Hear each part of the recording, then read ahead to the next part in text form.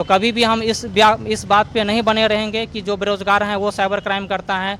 Cyber crime का सबसे बड़ा मास्टरमाइंड रोजगार और पढ़े लिखे लोग होते हैं, जो बड़े बड़े कंपनी में अभी बैठे हुए हैं और साइबर क्राइम जैसे समस्याओं को जो है बढ़ावा देने का काम कर रहे हैं। जी नमस्कार, मैं विक्की बिहार जी। आप देखना शुरू कर दिए हैं विक्की टीवी 24 लाइव। देखिए अभी हम कंकर बाग में हैं और कंकर बाग में एयरटेल के जस्ट ऑफिस के सामने हैं और यहाँ से वाईफाई रिचार्ज करा सकते हैं, अपना सिम पोर्ट करवा सकते हैं। और आज के डेट में बिहार में साइबर अपराधियों का बोलबाला बढ़ गया है। और मतलब ये बात करने के लिए इनके साथ जो धोखाधड़ी हुआ है, मेरे साथ बात करने के लिए संतोष जी हैं और इनके साथ क्या पूरा मामला है जानने का प्रयास करेंगे। तो संतोष जी, आपका तो पहले बहुत बहुत स्वागत है। आपके साथ क्या हुआ है?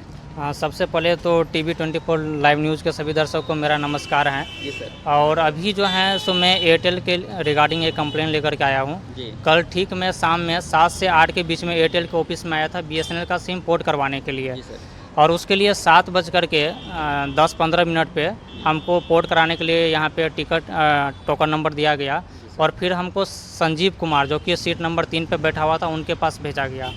जब मैंने उनके पास गया तो उन्होंने सारे प्रोसीजर कंप्लीट कर दी।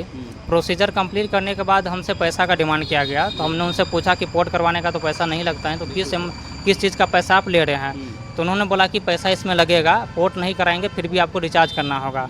तो रिचार्ज करने का रूल ऐसा है ना कि अगर पोर्ट कराने के बाद अगर रिचार्ज करना होता है तो हम रिचार्ज के लिए अमाउंट देने के लिए तैयार हैं, देंगे, चाहे वो 300 का हो, 400 का या 500 का हो। जो रूल होगा वो रूल को फॉलो करना है। लेकिन रूल ये भी कहता है कि कोई भी एम्प्लॉय अपना पर्सनल अकाउंट पे अगर पैसा लेता है तो वो पूरी तरह से धोखाधड़ी है। अगर हमसे 350 रुपया लिया गया, चाहे वो पोर्ट कराने के नाम पे हो या रिचार्ज के नाम पे हो, तो एयरटेल के अकाउंट में लिया जाना चाहिए था या फिर उस अमाउंट का हमको रिसिप्ट मिलना चाहिए था कि मेरा अमाउंट कहाँ पे यूज हुआ। या हम कैश में ट्रांजैक्शन करें या फिर ऑनलाइन ट्रांजैक्शन करें। अगर हम 10 रुपये का भी रिचार्ज करते हैं तो बाकायदा हमको ट्रांजैक्शन ID मिलता है, पूरा डिटेल मिलता है कि 10 रुपये का मैंने रिचार्ज कराया, किस कंपनी में करवाया, कौन से मैंने थर्ड पार्टी ऐप का यूज किया। और यहाँ पे इतने बड़े एयरटेल के स्टोर में हमसे 350 रुपये का न तो कोई रिसिप्ट दिया गया, न ही वो सबसे बड़ी बात है कि वो ट्रांजैक्शन वो उसने अपना पर्सनल अकाउंट पे करवाया, एयरटेल के अकाउंट पे उसने ट्रांजैक्शन नहीं करवाया। जब सर आप 350 का सर आप रिचार्ज करवाया सर, जो एयरटेल के जो कर्मचारी थे वो अपने अकाउंट पे लिए सर, क्या उनसे फिर आप मिलने सर? हाँ बिल्कुल, आज मैं मिलने के लिए आया। कल के डेट में ही मैंने आया था 10-15 मिनट के बाद, चूँकि हमको कुछ इंपॉर्टेंट काम था इसलिए मैं यहाँ से चला गया। जब दूसरा जगह मैं पेमेंट ऑनलाइन कर रहा था तो मैंने वहाँ डिटेल्स हिस्ट्री में जो दिखता है तो वहाँ पे देखा तो उसमें नाम कुछ और दिखा रहा था। अच्छा। चूँकि मैंने जैसे नाम देखा, नाम उसमें आपको दिखा रहा था, मैं आपको बता देता हूँ किस नाम पे मैंने पेमेंट किया था। जिस व्यक्ति के आप सर फ़ोन पे सर पेमेंट किए उसका नाम नहीं दिखा रहा है सर, किसी और व्यक्ति का नाम दिखा रहा है वहाँ पे।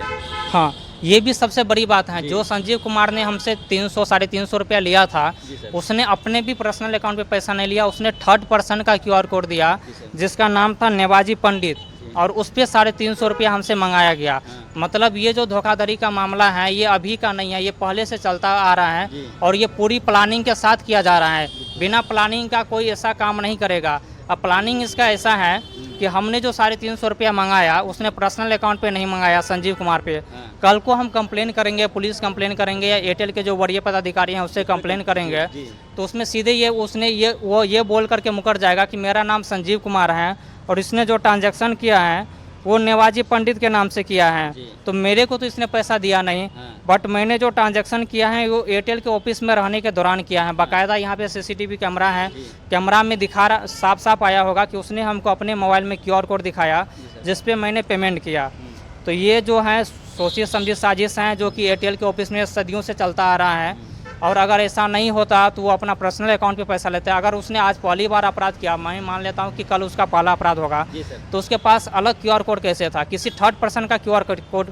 ये एक तरह से साइबर क्राइम हो गया। जैसे साइबर क्राइम में क्या होता है ना कि लोग जब क्राइम करते हैं तो अपना बैंक अकाउंट यूज नहीं करते हैं, थर्ड पर्सन का यूज करते हैं, रेंट पे लेके यूज करते हैं या फिर किसी फ्रेंड सर्किल को उसमें टारगेट करते हैं। तो वही चीज़ इसने भी किया। तो ये एक साइबर क्राइम को ये लोग बढ़ावा दे रहा है। इतने बड़े एयरटेल ऑफिस में बैठ करके भी अगर इस तरह का कारनामा ये लोग कर रहे हैं तो ये बिल्कुल भी सही नहीं है। इस तरह के एम्प्लॉय के खिलाफ कड़ी से कड़ी कार्रवाई होना चाहिए और न ही इसको सिर्फ हमने एयरटेल से निकलवाने का काम करेंगे बल्कि इसके ऊपर में धोखाधड़ी का केस भी करेंगे। मैंने अभी कंप्लेन अपने पास लेकर के आया हूँ जो कि मैं यहाँ के ब्रांच मैनेजर को अभी फ़िलहाल दूंगा और इसके बाद हमारे पास कंप्लेन भी रेज है जो कि मैं पुलिस में भी कंप्लेन करने वाला हूँ। इसको एयरटेल से निकलवाने के साथ साथ धोखाधड़ी के मामले में अंदर करवाने का भी काम करेंगे, ताकि इस तरह के जो भ्रष्ट लोग होते हैं ना उसको सबक मिले।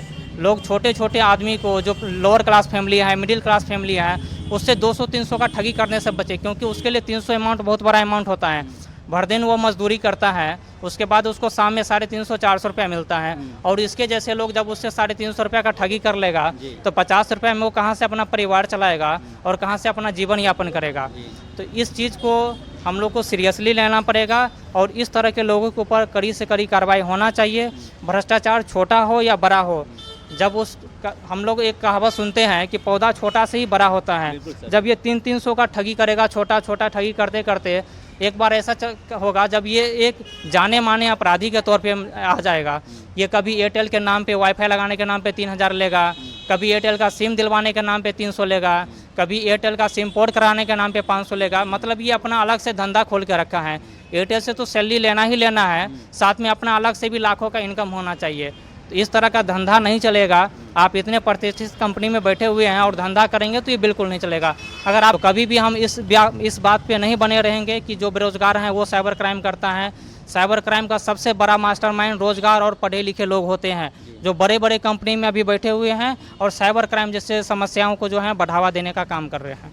ठीक है, संतोष जी बोल दिए हैं, जो साइबर क्राइम करते हैं वो पढ़े लिखे व्यक्ति होते हैं, ना कि अनपढ़ व्यक्ति होते हैं। और साफ तौर पर जो साइबर अपराधी है उनको सख्त से सख्त उनको जो है कार्रवाई करने के लोग काम करने के यहाँ पे नहीं पाते हैं। अगर वीडियो पसंद है तो वीडियो को लाइक कर, चैनल को सब्सक्राइब कर, इस वीडियो को शेयर करें। तब तक के लिए नमस्कार, जय हिंद।